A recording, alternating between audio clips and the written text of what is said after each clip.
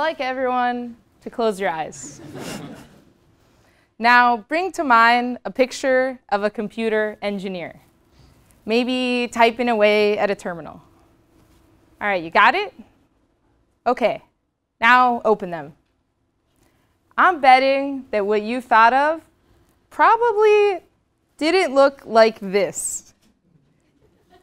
Now, it's true, I'm past the age of playing with dolls.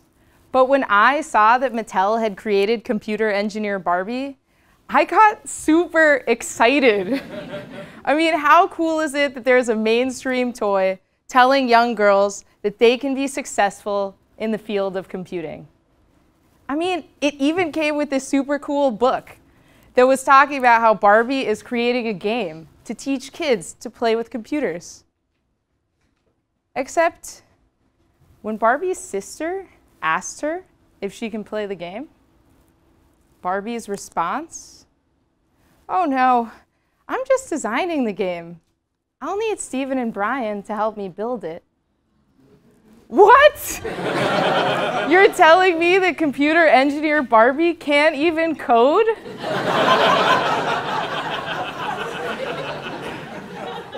On top of that, she needs the guys to save the day a second time when her computer gets a virus and crashes. My feeling of excitement became horror. It's true, women are choosing not to study computer science, but that choice, it's not made in a vacuum. It's a choice constrained by the reality of the world they live in, a world that tells them from a young age they do not belong. Some of those signals can be overt, like the case of Barbie's laughable computer engineering career. But some of them can be more subtle, like the case of Alana King, a Black female computer science major.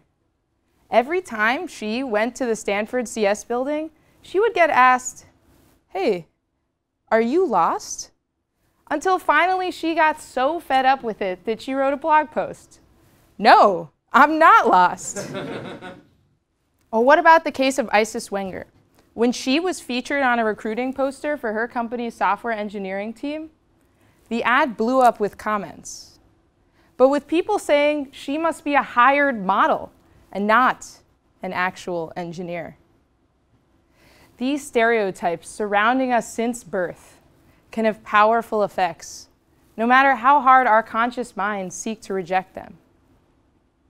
Stanford psychologist Claude Steele coined the term stereotype threat to describe a situation in which an individual feels at risk of conforming to a stereotype. In his experiment, when African Americans were asked to identify their race before taking an aptitude test, they performed more poorly than white students. However, if you remove this race question, all of a sudden that difference all but disappears. And these findings have been replicated many times since. In a test of sports ability, white men perform more poorly than Black men. However, if you frame it as a test of sports intelligence, all of a sudden that delta flips. If you remind Asian women of their Asianness before they take a math test, they'll do better. Remind them of their sex, and they'll do worse. I hadn't heard about any of this research before I started my first job as a computer engineer.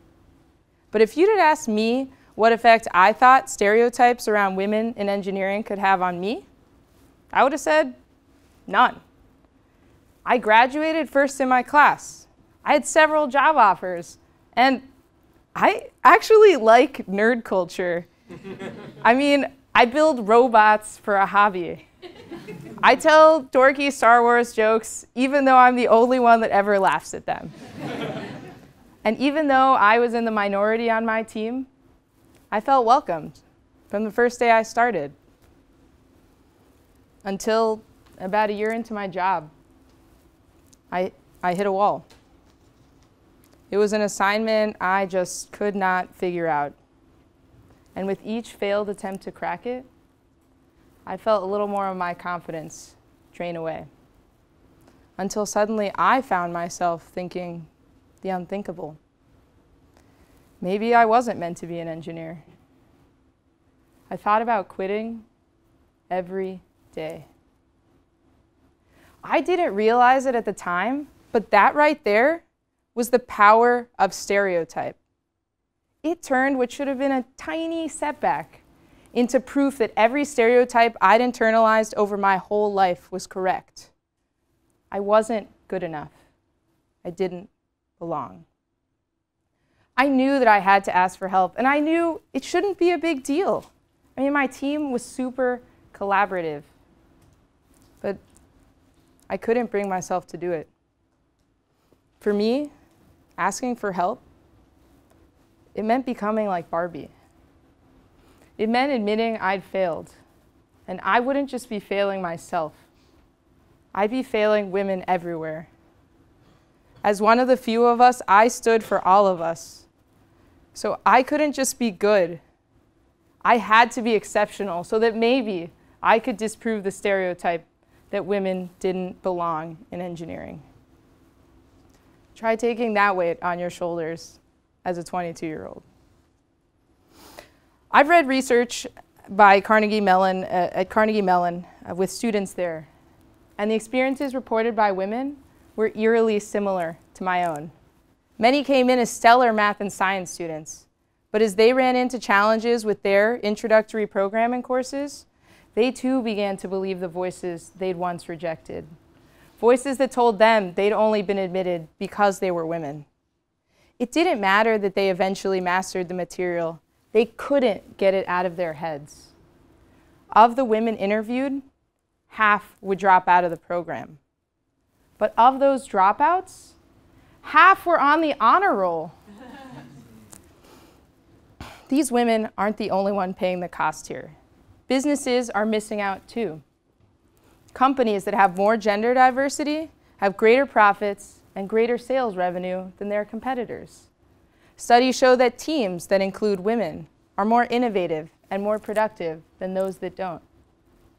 So if we want to improve our business outcomes, keep women from dropping out of these programs, let's start by addressing the stereotypes that are turning off not only women, but anyone else who falls outside of the narrow definition we have of what it means to be a techie.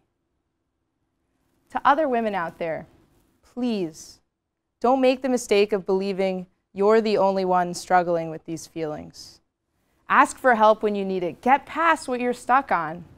And I guarantee one day you'll be that person for someone else. To those of you in the majority, we need your help too. Understand that even under a veneer of confidence, a person that you could reach out to is struggling against an invisible current that they may not even know is there. Know that even your simple nudge of encouragement can make all the difference. That's how I got past my wall. And finally, to everyone else, all I ask is this: be more mindful of the stereotypes that you unintentionally propagate. Think about what it really means when you tell someone, of course you're going to get into that program. You're a woman. Or what you're really saying when you tell someone, you don't look like an engineer. The power of stereotype comes from repetition over and over again until the idea is ingrained within our culture, which means we're all guilty of contributing to the problem. To quote from a fellow TED speaker, the problem with our stereotypes around computer scientists, it's not that they're wrong. It's just that they're incomplete. There's space here for mathletes and athletes, cake bakers and robot makers.